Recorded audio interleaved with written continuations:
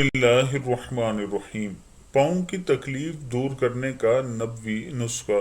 حضرت عثمان رضی اللہ تعالیٰ عنہ فرماتے ہیں کہ حضور اکرم صلی اللہ علیہ وآلہ وسلم نے ایک جماعت یمن بھیجی اور ان میں سے ایک صحابی رضی اللہ تعالیٰ عنہ کو ان کا امیر بنایا جن کی عمر سب سے کم تھی۔ وہ لوگ کئی دن تک وہیں ٹھہرے اور نہ جا سکے۔ اس جماعت کے ایک آدمی سے حضور صلی اللہ علیہ وآلہ وسلم کی ملاقات ہوئی۔ آپ صلی اللہ علیہ وآلہ وسلم نے فرمایا، اے شخص تجھے کیا ہوا؟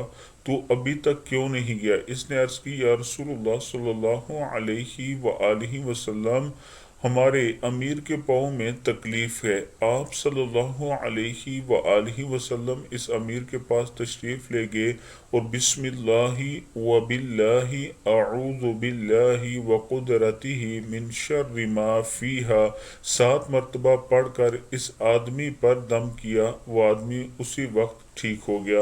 اللہ تعالی ہم سب کو وہ دعائیں پڑھنے کی ہمت اور توفیق دے جو رسول اللہ صلی اللہ علیہ وآلہ وسلم نے بتائی ہیں۔ السلام علیکم ورحمۃ اللہ وبرکاتہ۔